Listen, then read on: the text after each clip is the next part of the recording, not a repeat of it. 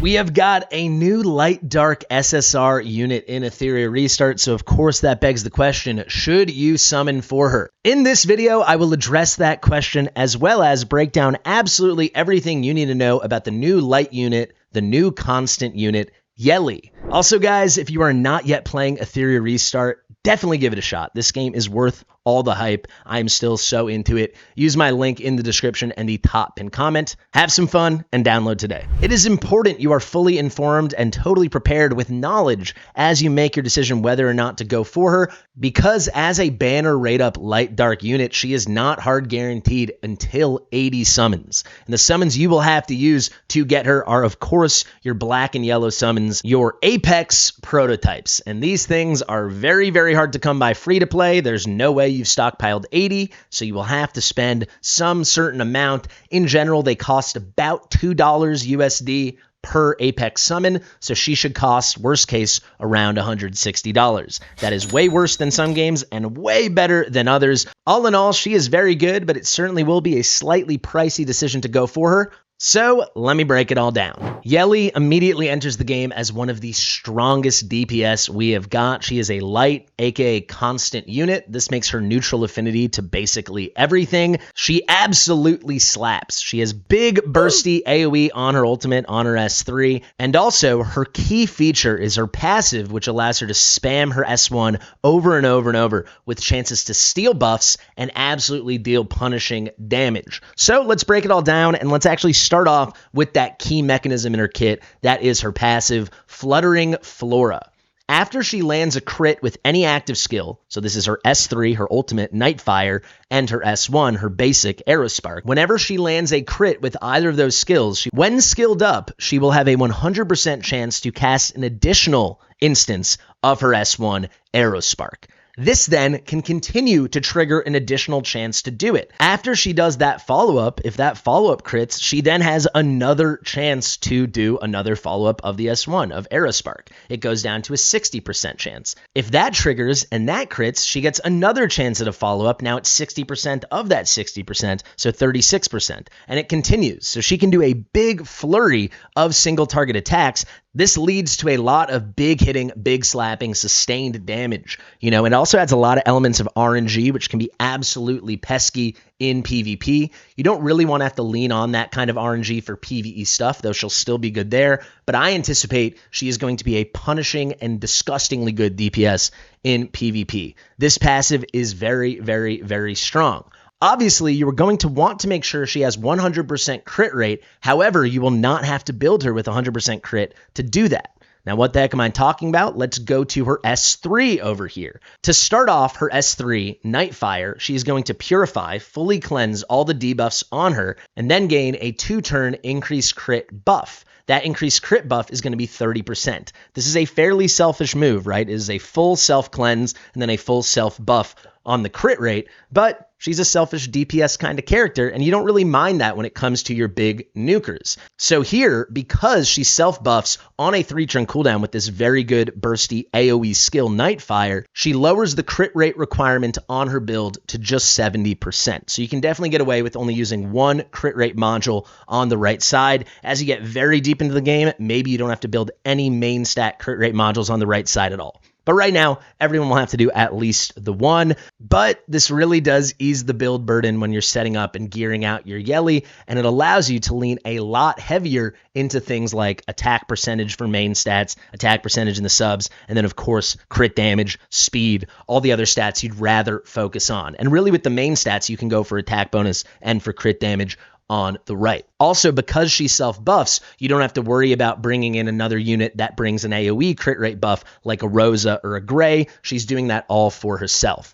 So once she's done the full cleanse, once she's put on the 2-turn increased crit rate buff on herself, what does she then do? Well, 3 hits of 120% damage to all enemies, with each hit having a 50% chance to land a 2-turn AoE decreased defense debuff. So that's going to reduce the defense. It's a defense break by 60%. Because it's on a triple hitter, at a 50-50. Effectively, she has an 87.5% chance to land this AoE. That is really, really good. And also, the cherry on top of it all, this is obviously going to qualify as landing a crit from an active skill. So she will start out with that 100% chance to follow up with the S1, and then it goes into that whole crazy flurry. Speaking of her S1, what exactly does that do? Well, Arrow Spark over here, she's going to manipulate her arrows and deal 240% damage to a single enemy. Each attack she does with this skill comes with a 30% chance at full skill ups to steal one buff. To my knowledge, off the top of my head, she joins Jada as the only unit in the game that can steal a buff. We've got other units that can dispel buffs like Heinrich and of course Holden,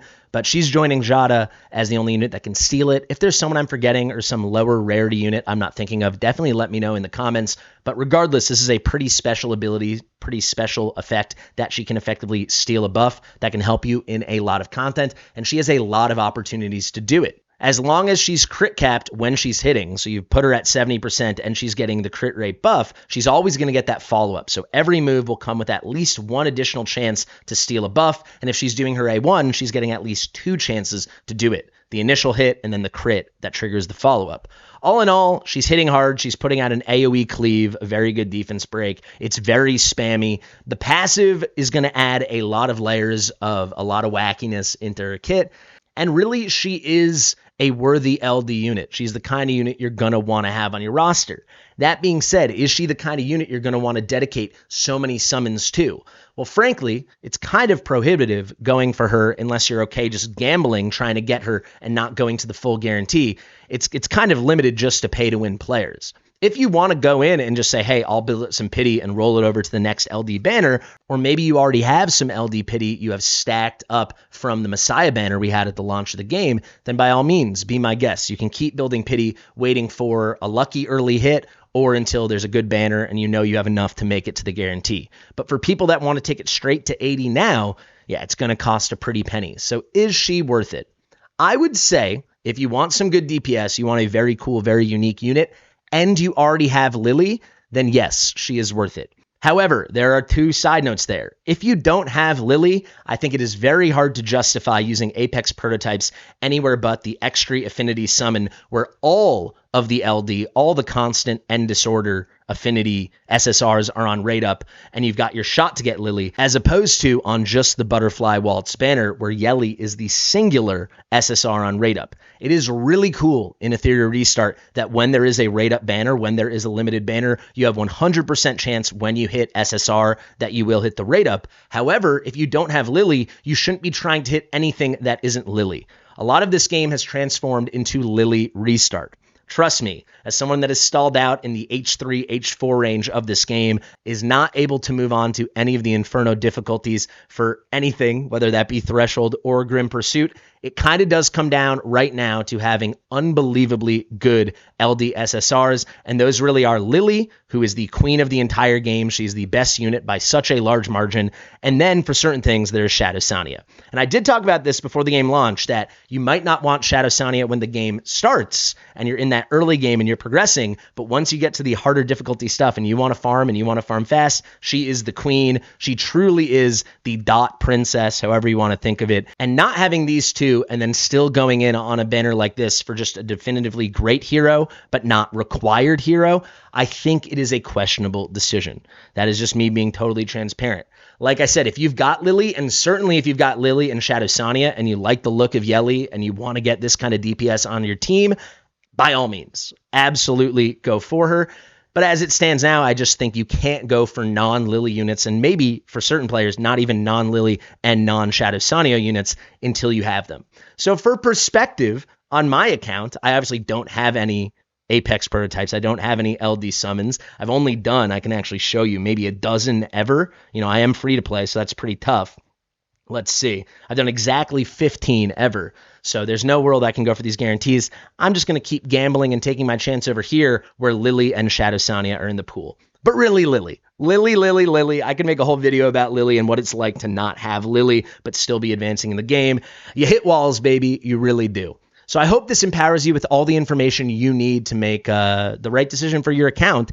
as you opt to go for Yelli or not go for Yelli. Definitely let me know what you guys are planning to do in the comment section below, and if you think I missed anything. All in all, incredibly good Animus, someone a lot of people could be excited to get, but is it someone worth targeting if you haven't yet picked up the absolutely meta-defining units? I'ma say no. Thank you guys. I've been Fastidious. If you like my stuff, please make sure you are subscribed to the channel. We're doing multiple Etheria restart videos every single week. I'm still loving the game, though it is getting hard. Big thank you to my editor, Mitchell. Share with your mother, guys, and I'll see you real soon. Bye.